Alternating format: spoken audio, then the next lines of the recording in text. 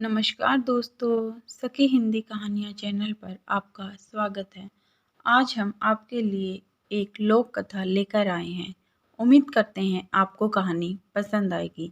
कहानी पसंद आए तो हमारे चैनल को प्लीज़ सब्सक्राइब ज़रूर करें। यह एक लोक कथा है। गांव में अक्सर सुनाई जाती है। किसी गांव में एक गरीब किसान था।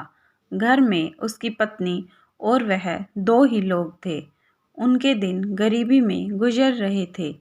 किसान के पास कुल जमा एक गाय और 2 बोरी अनाज ही था। पति पत्नी दोनों ही दिन रात अपने भाग्य को कोसते रहते। भगवान से शिकायत करते कि उन्हें इतना गरीब क्यों बनाया। इसी तरह से दोनों के दिन गुजर रहे थे।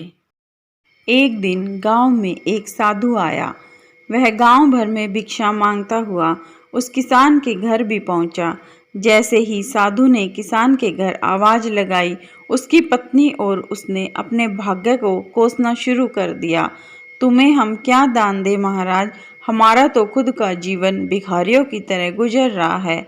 न कपड़े हैं ढंग के, न घर में अनाज है। भगवान हमारे साथ इतना अन्याय कर रहा है, जबकि हमने तो किसी का कुछ बिगाड़ा भी नहीं।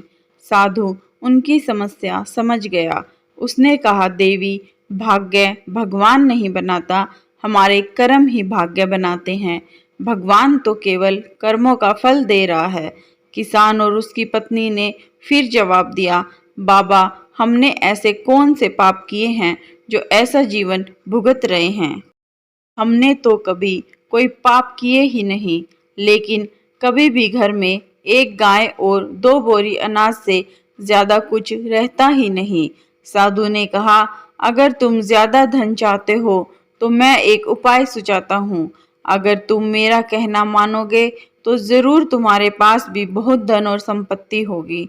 दोनों पति पत्नी साधु के चरणों में बैठ गए। दोनों ने कहा कि जो आप कहेंगे हम वही करेंगे। साधु ने कहा, तो सबसे पहले अपनी यह गाय और 2 बोरी अनाज इसे भी बाजार में जाकर बेच दो। पति पत्नी दोनों सहम गए। महाराज, अगर यह भी बेच दिया तो हमारे पास तो कुछ बचेगा ही नहीं, हम तो और कंगाल हो जाएंगे। दोनों ने जवाब दिया।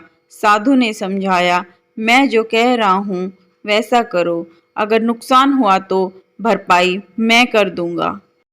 मैं तुम्हें फिर से एक गाय और 2 बोरी अनाज ला दूंगा। डरते डरते दोनों राजी हुए। किसान ने बाजार में जाकर गाय और अनाज को बेच दिया। धन लेकर घर लौटा। फिर साधु ने कहा, अब एक काम करो, इस धन से उन गरीबों को भोजन कराओ जिनके पास खाने को कुछ नहीं है। किसान ने वैसा ही किया। कई गरीबों को भोजन करा दिया। यह बात गांव के जमींदार को पता चली कि गरीब किसान ने अपनी गाय और अनाज बेचकर भूखों को खाना खिला दिया। उसने तुरंत अपने सेवक को भेजकर किसान के घर एक गाय और 2 बोरी अनाज भिजवा दिया। साधु ने फिर किसान से कहा कि इसे भी बेच कर आओ और कल फिर गरीबों को भोजन कराओ। किसान ने फिर ऐसा ही किया। तो फिर किसी ने उस किसान को दान में एक गाय और 2 बोरी अनाज भिजवा दिए। साधु के कहने पर किसान रोज गरीबों को इसी तरह भोजन कराता रहा और उसके यहाँ रोज दान आने लगा। लोग उसकी मदद करने लगे कि यह किसान गरीब होकर भी भूखों को भोजन कराता है।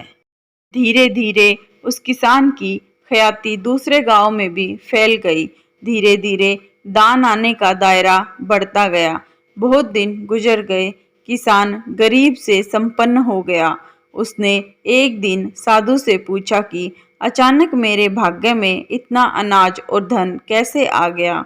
साधु ने उसे समझाया कि तू इस धन से दूसरों को भोजन करा रहा है। यह उन्हीं के भाग्य का धन है जो भगवान तुझे दे रहे हैं। कहानी से सीख, हमेशा अपनी असफलता और दुर्भाग्य के लिए भाग्य और भगवान को कोसना ठीक नहीं है। अपने कर्म बदल कर देख लें। संभव है कि हमारे कर्म ही ऐसे ना हो कि भाग्य उसमें साथ दे। तभी तो बड़े बुजुर्ग कहते हैं, दोस्तों, कर भला तो हो भला। आपको हमारी कहानी कैसी लगी, हमें कमेंट के माध्यम से ज़रूर बताएं।